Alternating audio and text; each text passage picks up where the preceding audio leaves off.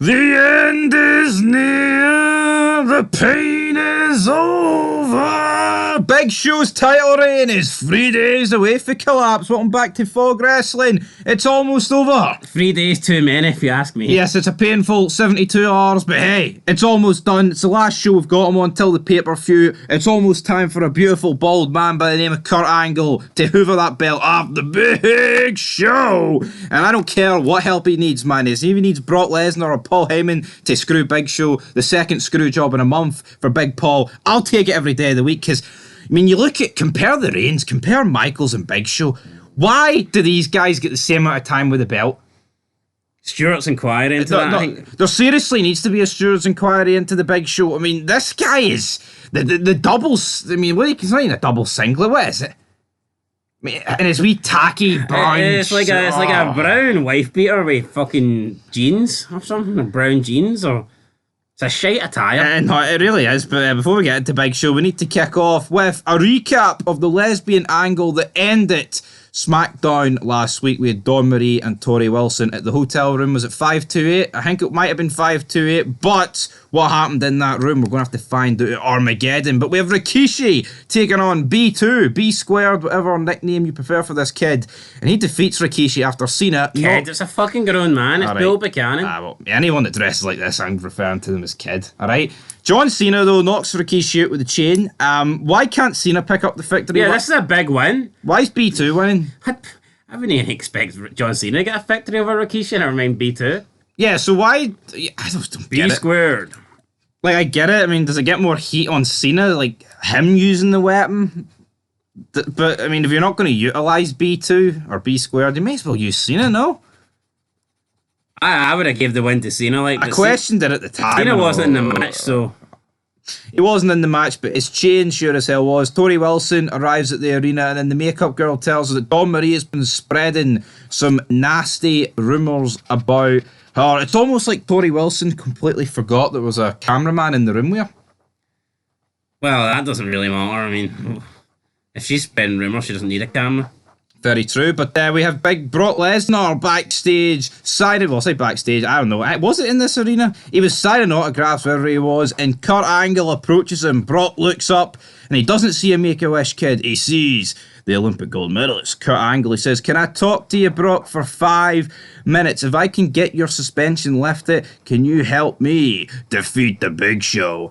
And then he says, "If you do this, if you do all these tasks, you will be the first man on the list for the undisputed title." And he says, "You deserve it, Brock." And then he brings up the NCAA days and how they're both great wrestlers and how the Big Show's a big boring sack of shit and he's killing the viewership. And they need to reunite, don't they? They do. Dream Team, Angle, Brock. These two teamed up for the titles. No one would ever beat them. It's scary to think, though, how much SmackDown is focusing on wrestling with these two in SmackDown 6, and they somehow thought amongst all this it was a good idea to give it the Big Show. Yeah. Oh, this is SmackDown's the wrestling heavy show, but let's stick a big £500 sack of shite as the champ. I don't quite get it. Yeah, it's like there's so much emphasis on wrestling, you give it to the Big Show, man. I mean, see, apart from Chavo, any of the SmackDown 6 would have done better with the belt. Chavo would have done better. I know, ooh, Chavo, down. Like, people can bury Rey Mysterio's 2006 reign, but see if Rey won the belt here. Would Rey with the belt not have been so much better than Big Show? I'd give him a chance. Yeah, I mean, I would. We then have backstage Paul Heyman and Big Show Bornus. We've got Josh Matthews. Is this his debut backstage? It is. Tough Enough winner and new SmackDown backstage announcer. He enters the show and he asks Paul, what does he think about the offer Big Kurt gave to Brock? And he's like, "We're shocked and we're panicking, we're scared, we're going to talk to Stephanie right now." But Stephanie is on the phone and she kicks these two out of the office. So again, more crying for Big Show and Paul Heyman. I just don't like this. Like, if the one thing the Big Show's good at, it's being a big bastard heel. So see, being a chicken shit heel when you're 7'2", it doesn't work for me. It doesn't cut the mustard. No, it doesn't cut any mustard. Shite. No, it is. Like, why did you side with Big Show if you're just going to go down the route of... I mean, if Big Show is so fucking vulnerable against Brock, then why did Paul Heyman not just stick with Brock? I don't get that. Yeah. That's bugged me the entire time. And now it's quickly turned into... It's anyone he competes against. Yeah, it's like he was trying against the Edge. Now Big Show's not capable of beating anyone. He's not capable of beating Edge. Now it's all of a sudden he's not capable of beating Angle at Armageddon. But Paul Heyman he stuck every penny he's got on Big Show. I just don't understand it. Yeah. Enter Bill DeMont, who's actually being booked stronger than the Big Show because he's going with a bully gimmick and he defeats Shannon Moore. But again, this guy's picked up 2 wins on the bounce, and in a couple of weeks he probably won't even be there anymore.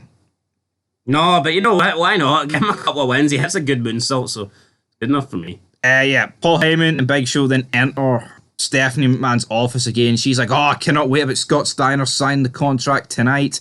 And Paul Heyman's like, I don't care about Scott Steiner. Why are you lifting Brock's suspension? She's like, what, do you think I was going to keep him suspended for the entirety of his career? And Heyman's like, yeah, I thought that was what was going to happen. And then he starts freaking out. I mean, why would SmackDown keep their biggest star, if not like one of their biggest star, if not the biggest star, suspended? And how can Paul Heyman, right, a guy, let's be real, a Jewish guy, knows a hell of a lot about money, look at ECW, hoovering money off guys and did some great stuff in the wrestling business, how does he think that Stephanie McMahon's going to keep Brock Lesnar suspended just because his client's fucking too scared to take him on? Yeah, like Stephanie McMahon says, Brock's money. Yeah, and Big Show's not. Yeah. Big Show's just a big sack of shit. She kicks both of them out of the office. We then have a tag match. We've got Los Guerreros against Benoit and Billy Kidman. What's Billy Kidman doing here? Now, I thought the titles were on the line. Apparently they weren't. No, the titles were not on the line, but it doesn't really matter if the titles were not lost.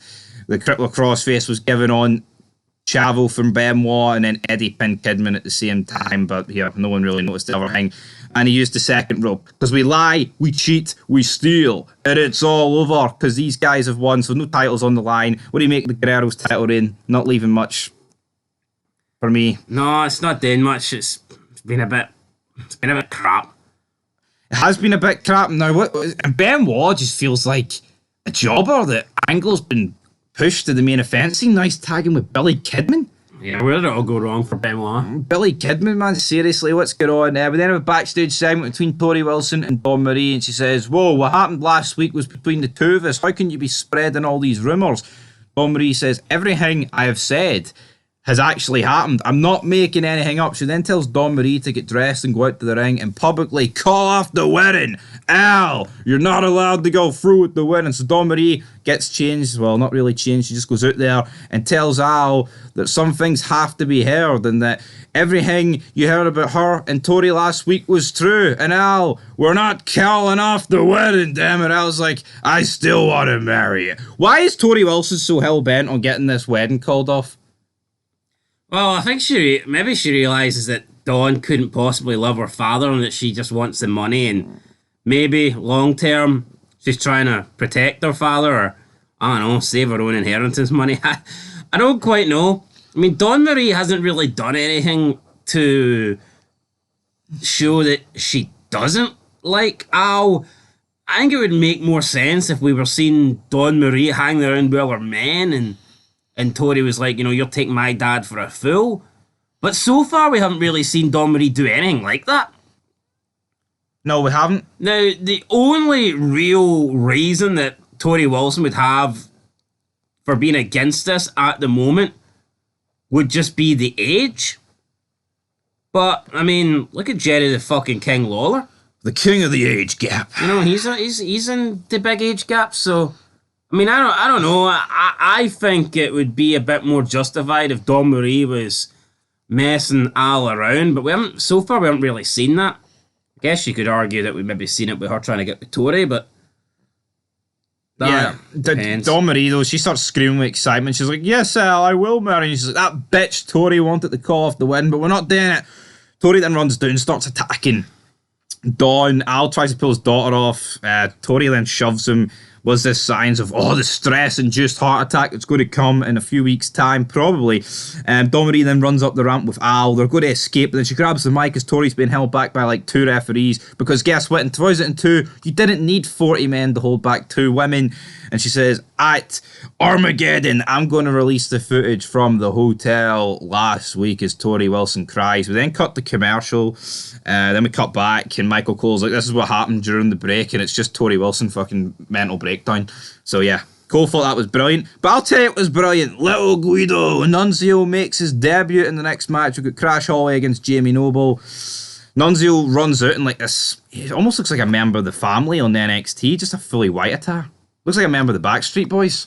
Yeah, Little Guido. I don't understand how he's Jamie Noble's cousin. But he is. Redneck and an Italian. There you go. I mean, he's supposed to help Noble and he disqualifies him here, and then Jamie Noble's jumping up. Come on, Nunzio! Beat him up! I mean, wasn't he coming in to help him win? All he did was cost him this fucking match. Yeah, I mean, he cost him the match, but here, I guess, and there's nothing really on the line. It was just a throwaway match. But enter Big Papa Pump. Scott Steiner comes out. Stephanie McMahon's in the ring with a table. He says that she made a lot of promises, but she did not come through on any of them. Online World of Wrestling labels Scott Steiner as a rapist here. He says he tries to rape Stephanie McMahon in the ring, but Stephanie says she's not that kind of girl. Those promises, Scott, we can't do publicly. And Steiner's like, I'm your hookup on Raw. I can't trust you, Stephanie. And then she's like screaming at him as after the so-called rape. He leaves, and then she's like, we'll do it. We just can't do it here. Not a good look for Stephanie McMahon, was it? No, basically desperation here.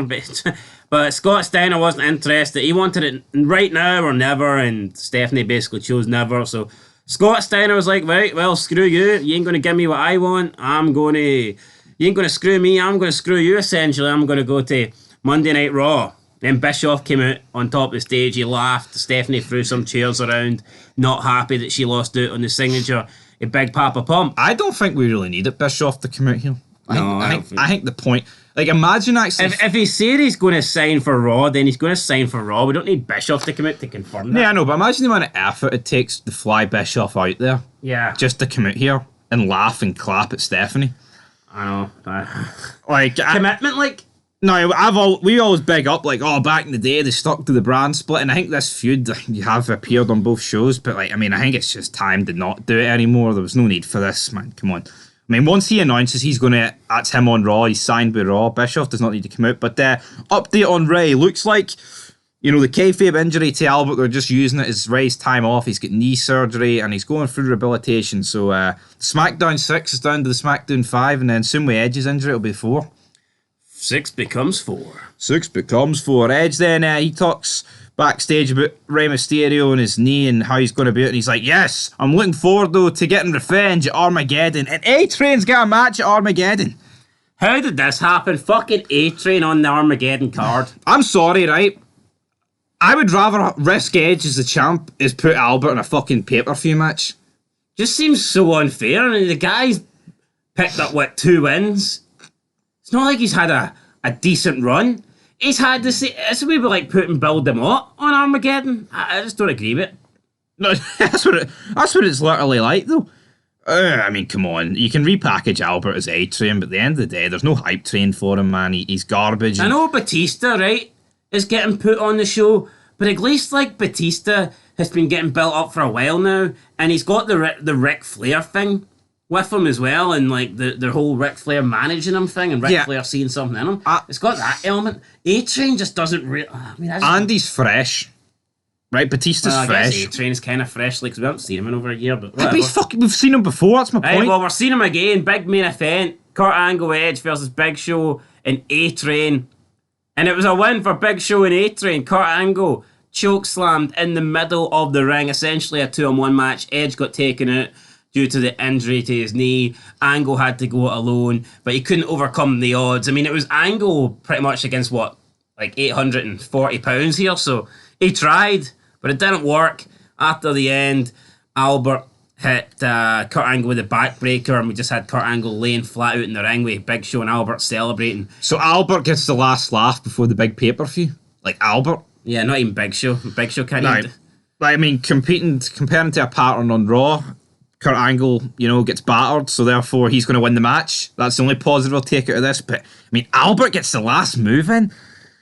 Not good. SmackDown, for me, disappointing. Yeah, again, it's just nowhere near the quality of Raw for me. I'm going to give it a 5. I'll give it a 5 as well. I mean, it was okay. I mean, solid, but not great. I just hope when Big... But see, it's not like when Big Show loses the belt, he's going to disappear. He's always going to be there. You know what I mean? Yes, but I'd rather him be there without the belt. Yeah, that's true. Anyway, guys, we'll see you very soon for Armageddon. The end is near.